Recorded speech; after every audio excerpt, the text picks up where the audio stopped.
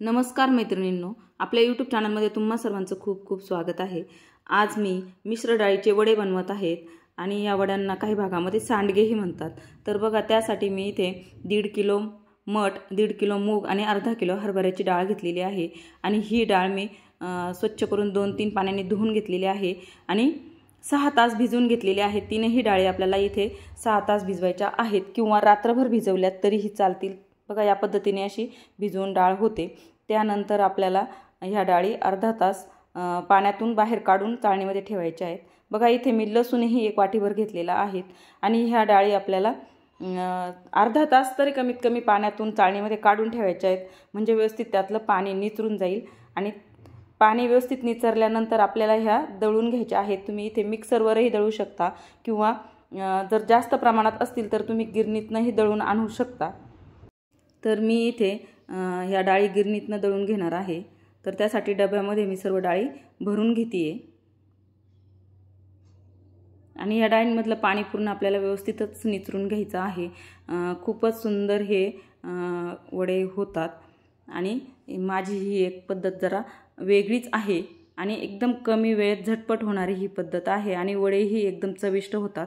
तर नक्की ट्राय करा आणि कसे झाले हे मला कमेंटमध्ये सांगा।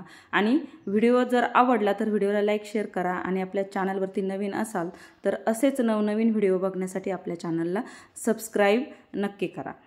तर बघा, इथे सर्व डाळी मी आता डब्यामध्ये भरून घेतलेल्या आहेत आणि हे सर्व आता गिरणीतनं आपल्याला दळून घ्यायचं आहे। तर बघा, इथे मी आता हे सर्व दळण्यासाठी देत आहे आणि सोबत लसूणही देत आहे। तर बघा, इथे आपलं हे दळून झालेलं आहे आणि बघा या पद्धतीने हे दळून तयार होतं। त्यानंतर आपल्याला हे एका मोठ्या भांड्यामध्ये काढून घ्यायचं आहे। त्यानंतर आपल्याला यामध्ये सर्व मसाले घालून घ्यायचे। तर प्रथम यामध्ये मी 1 मोठा चमचा हळद घातलेली आहे। तर चमचा बघा माझा इथे खूप मोठा आहे। त्यानंतर आपल्याला इथे लाल तिखट घालायचं आहे। लाल तिखट मी इथे 1.5 चमचा घातलेला आहे। तुम्ही तुमच्या आवडीनुसार लाल तिखट कमी जास्त करू शकता। त्यानंतर आपल्याला इथे चवीनुसार मीठ घालायचं आहे। तर बघा, इथे जवळजवळ मी 2 चमचे मीठ घातलेलं आहे आणि नंतर आपल्याला हे सर्व आता मिक्स करून घ्यायचं आहे। तर बघा, इथे तुम्ही चमच्याच्या साहाय्याने मिक्स केलं तरी चालेल, परंतु मी इथे हातानेच मिक्स करून घेतेय। हातानेच व्यवस्थित लवकर मिक्स होतं, त्यामुळे मी हातानेच हे सर्व मिश्रण आता मिक्स करून घेतेय।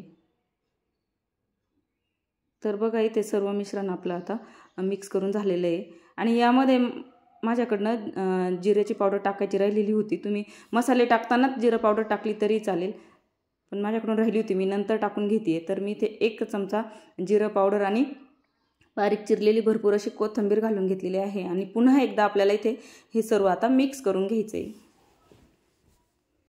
बघा, इथे सर्व आता आपलं मिश्रण मिक्स करून झालेलं आहे। त्यानंतर आपल्याला याचे वडे करून घ्यायचे। तर त्यासाठी बघा, मी इथे एक प्लास्टिकचा कागद अंथरून घेतलेला आहे। बघा, अशी चाळणी असते, तर त्या चाळणीवरती आपल्याला एक गोळा घेऊन या पद्धतीने आपल्याला वडे झारून घ्यायचे आहेत। बघा, आमच्याकडे वडे झारणे म्हणतात।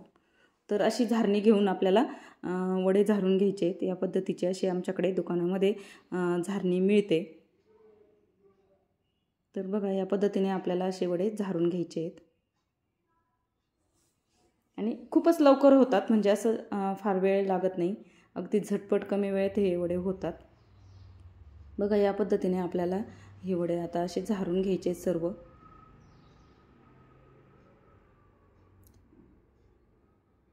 खूपच लवकर होतात आणि वाळतातही, छोटे छोटे बारीक बारीक वडे असल्यामुळे लवकर वाळतातही। तर बघा, या पद्धतीने सर्व वडे मी इथे बनवून घेतलेले आहेत। बघा, पूर्ण एका प्लास्टिकच्या कागदावरती हे वडे मी झारून घेतलेले आहे।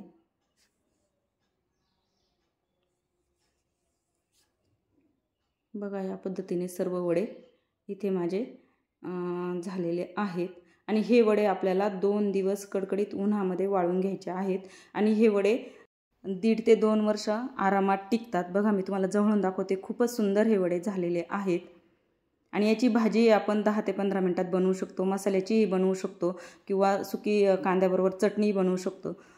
तर या पद्धतीने ह्या वडे आपले इथे तयार झालेले आहेत. व्हिडिओ आवडला तर व्हिडिओला लाईक करा, शेअर करा. आपल्या चॅनलवरती नवीन असाल तर चॅनलला सबस्क्राईब करा. तर बघा इथे ही वड्यांची रेसिपी कशी वाटली ते मला कमेंटमध्ये सांगा. व्हिडिओ पूर्ण बघितल्याबद्दल खूप खूप धन्यवाद.